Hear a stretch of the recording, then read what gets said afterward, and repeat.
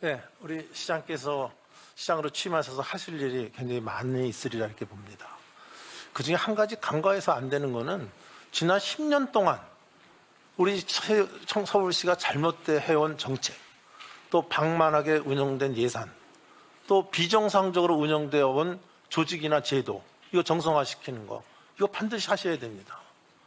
또 이 인사도 심하게 말하면 멋대로의 인사, 이거 반드시 과감하게 정리해 나가야 된다 이렇게 봅니다. 그래서 서울시 바로 세우기 뭐 이걸 하신다고 해서 그거 참 잘하는 거다 저는 칭찬드리고 싶습니다. 한번 그 의지를 간단하게 한번 말씀해 주시죠. 예, 전임 시장님 시절에 물론 뭐 잘한 것도 많이 있으시지만 10년 정도 되다 보니까 이른바 적폐가 쌓인 부분이 꽤 됩니다. 그 중에서도 특히 이 시민단체를 자처하면서 사실상 관변단체의 역할을 했던 그런 단체들이 많고요. 그런 단체에 아까 오전에도 질문들이 있으셨습니다마는 상당히 비정상적으로 예산이 흘러나 들어간 부분들이 알겠습니다. 많아서 시장 의지만 듣고 싶은 거예요. 예, 강력하게 바로잡겠습니다. 예, 예. 강하게 하시겠죠? 예. 네, 그 얘기를 하시면 됩니다. 그래서 좀 몇 가지 제가 언뜻 보면서 몇 가지 좀 그냥 다 알고 계실 거라, 다 파악하고 계실 거라 이렇게 생각되지만 네. 제가 그냥 지적을 하도록 하겠습니다. 아까 우리 조은희 의원께서 오전에 질의하셨지만 이 마을 공동체 민간 위탁 사업, 이건 말도 안 되는 사업을 10년 동안 해오신 것 같아요.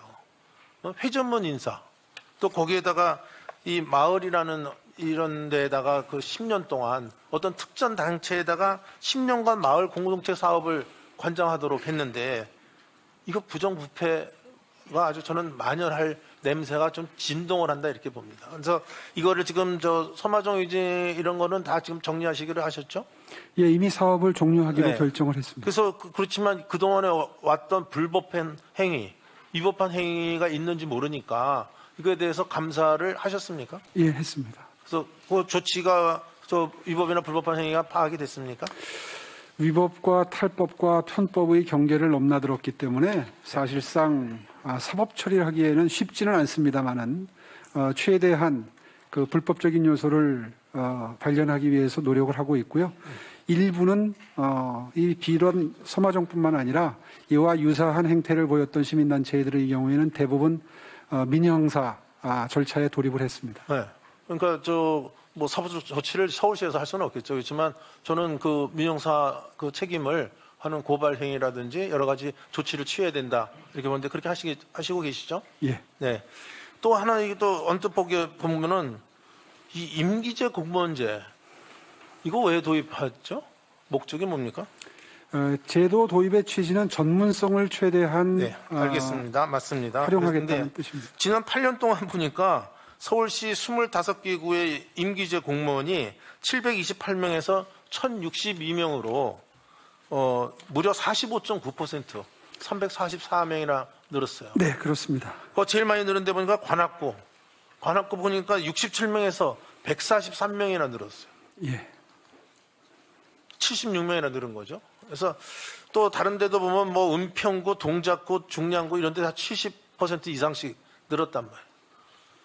민주당이 단체장 하던 이런 곳들이 주로 늘었습니다. 그래서 이 자리가 아까 말한 목적이 그렇다고 얘기를 하셨는데 당초 목적 취지와는 다르게 이 기관장에 관련 있는 인사 자기 자리 마련해 주는 자리 만들기 수단으로 변질됐다는 얘기가 지금 바깥에서 많이 돕니다. 그래서 이것에 대해서 지금 앞으로 임기제 공무원제 이거 어떻게 운영해 나가실 건지 한번 얘기해 보시죠.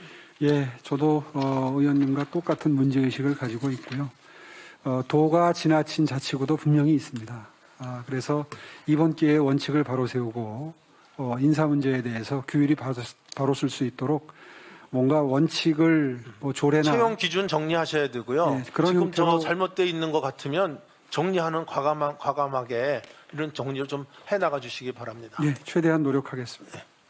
세 번째 또 언뜻 보면 서울형 뉴딜 일자리라는 거 들어보셨죠? 예. 네, 이거 전임 시장이 추진하던 겁니다.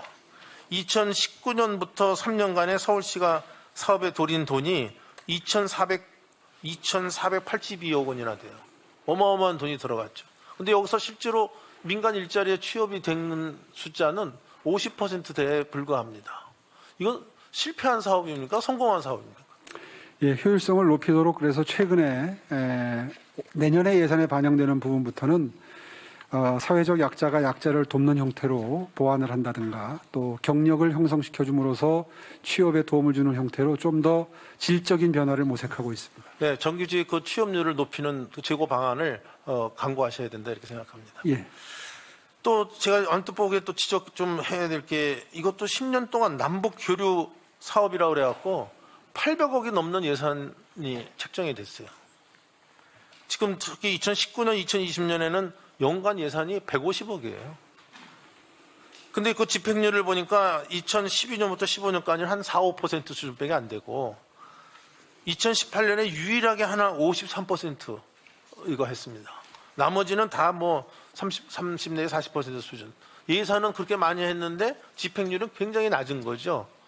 이 남북 교류 사업에도 왜 이렇게 이 예산 책정을 많이 했다고 보십니까? 예, 지난 정부 때 약간 좀 남북 간의 화해 무드가 적어도 겉보기에는 형성된 적이 있는데 아마 그때에 맞추어서 남북 교류 협력 사업 예산을 좀 증액을 했던 걸로 짐작이 되고요. 그 이후에는 아시다시피 다시 또 냉각기로 들어갔기 때문에 예상 집행이 매우 저조했던 것으로 분석합니다. 아니 그 전에도 아까 퍼센트 내 다시 얘기하지 않겠지만 하여튼 그 전에도 집행률이 굉장히 낮아요. 그리고 남북 교류라고 해서 제대로 한 교류 같은 거라고 그냥 볼 수 있는 게 식량 인도 차원하나 동북아 국제 신선 탁구대 이 정도고요. 나머지는 전부 학술대에다 지원해 주는 거예요.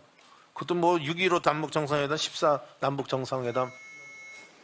그러니까 이게 실질적인 남북 교류 사업 예산이라고 보기 어렵다. 그래서 이것도 아마 전 정권에 따르는 아마 적용하기 위한 남북 협력 예산을 그냥 짜온 게 아닌가 보는데 앞으로 이것도 잘 정리해서 예산이 잘못 쓰이지 않도록 정리하시기 바랍니다. 예,